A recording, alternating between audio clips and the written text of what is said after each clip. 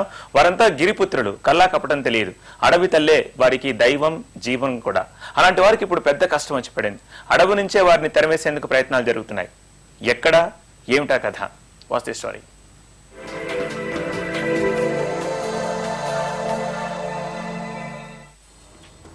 శ్రీకాకుళం జిల్లాలోని మన్యం ప్రాంతం.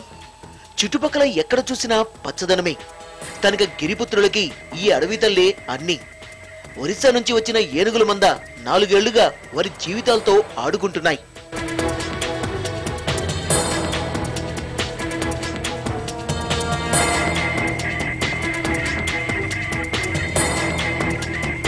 గత 4 ఏళ్లలో ఈ ఏనుగులు అనేక సార్లు శ్రీకాకుళంతో పాటు విజయనగరం జిల్లాలోని ప్రాంతాలపైన దాడి చేసి పంటలు నాశనం చేశాయి. వీటి దాడిలో ఇప్పటిదాకా 13 మంది చనిపోయారు.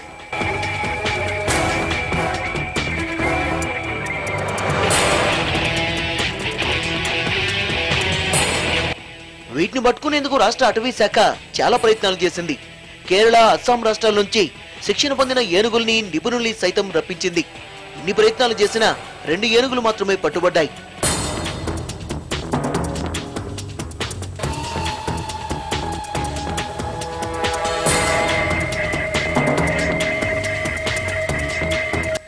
నాలుగు ఏనుగులు మృత్యువాత పడ్డాయి.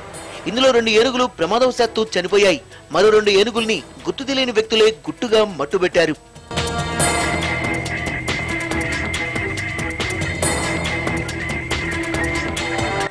పట్టుబడ్డ 2 ఏనుగులు కూడా ఒరిస్సాలోని జూకి తరలిస్తుండగా చనిపోయాయి. 10 ఏనుగుల్లో ఇప్పుడు 4 మిగిలాయి. ఈ ఏనుగులు కూడా ఇప్పుడు శ్రీకాకుళం జిల్లాలోని అటవీ ప్రాంతంలోనే తిష్ట వేశాయి.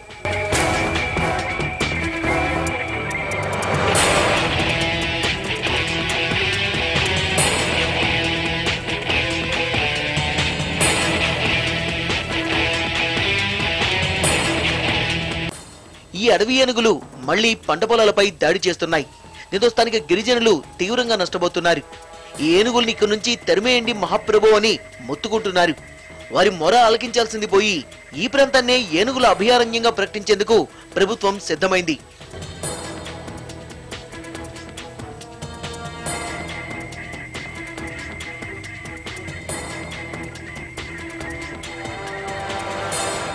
శ్రీకాకుళం జిల్లాలోని 115 చదరపు కిలోమీటర్ల ప్రాంతాన్ని ఇందుకోసం ఆదిత్య అభయారణ్యంగా ప్రకటించాలని రాష్ట్ర అటవీ శాఖ ప్రభుత్వానికి నివేదిక పంపింది.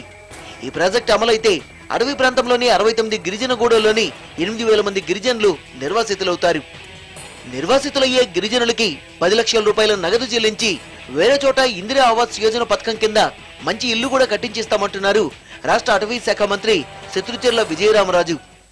ఇప్పటికేంటంటే దానికి ఎలిఫెంట్ జోన్ పెడితే ఏమవుతుందంటే అక్కడ ఉండేటువంటి ఏవో 5-6 గ్రామాల ప్రజల్ని వాళ్ళకి 10 lakhs ఇస్తారు ఫర్ ఈచ్ ప్యాకేజ్ అనమాట. ఒక కుటుంబానికి అక్కడ ఉంటే వాళ్ళని ఎక్కడో తీసుకెళ్లి ద్వీపాంతరాలు చేయరు. ఈ పక్కన వాళ్ళకి ఎక్కడ ఉంటే అవుట్ సైడ్ ద జోన్లు ఉంటాయి. వాళ్ళకి ఖచ్చితమైనటువంటి బ్రహ్మాండమైన ఇందిరా ఆవాస్ కింద ఇల్లు, సీసీ రోడ్లు ఇవన్నీ వచ్చి ఒక మోడల్ కాలనీస్ కూడా వాళ్ళకి తయారవుతాయి. గిరిజనులు మాత్రం ఈ ప్రతిపాదనపై తీవ్ర ఆగ్రహం వ్యక్తం చేస్తున్నారు. ఏనుగుల్ని బట్టి జూకి తరలించాలే తప్ప 6-100 అభయారణ్య ప్రతిపాదనకు ఒప్పుకునే ప్రసక్తే లేదంటున్నారు. గిరిజనుల్ని అడవికి దూరం చేసే కుట్రలో భాగంగానే ఈ ప్రాజెక్టు తలబెట్టారని విమర్శిస్తున్నారు. ఇప్పటికి కూడా ఆదివాధికారులు ఏనుగులు ఎక్కడున్నావో తెలియడం లేదు.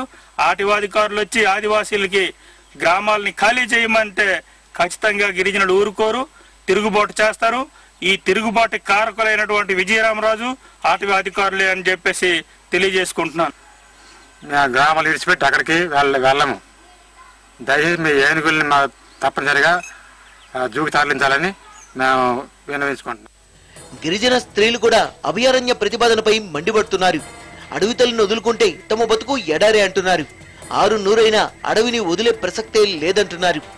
వాటికి తీసుకెళ్లకుండా జనాలే అంతేనా ఊర్లు నేపేసి తగిలేస్తాం అనేసి అంతలో ఎంత డబ్బు ఇస్తాం డబ్బు పెట్టి టౌన్కి వెళ్ళి బతకండి అంటే మేము ఎలా బతికేది? మేము కొండల్లో నివసించిన టౌన్కి వెళ్ళిపోయి బతకాలంటే మేము మరి బతకలేము. కానీ ఎటువంటి అధికారి వచ్చినా సరే మేము ఒప్పుకోయేది లేదు. ఏనుగులు ఉన్నాయా? 4 ఏనుగుల కోసం మా దేశం, మా భూములు, మా ఆస్తులు ఒగ్గేసి కొండలు ఒగ్గేసి మేము వెళ్ళలేము. ఆ ఏనుగులకు మాత్రం మీరు తరలించండి. ఈ భూములు ఒట్టుకొని మేము బతకలేము, ఎక్కడో వెళ్ళాలంటే మేము బతకలేము, కొండ మీద బతికినట్టుగా మేము ఎటు బతకలేము. మీరు ఎలా చేస్తారో అవన్నీ మాకు తెలియదు, ఏనుగులు మాత్రం తరలించండి. తమ అభ్యంతరాల్ని పక్కన పెట్టి ఏనుగుల కోసం అభయారణ్యం ఏర్పాటు చేస్తే శత్రుచర్ల విజయరామరాజుని ఈ ప్రాంతంలో తిరగనిచ్చేది లేదని హెచ్చరిస్తున్నారు.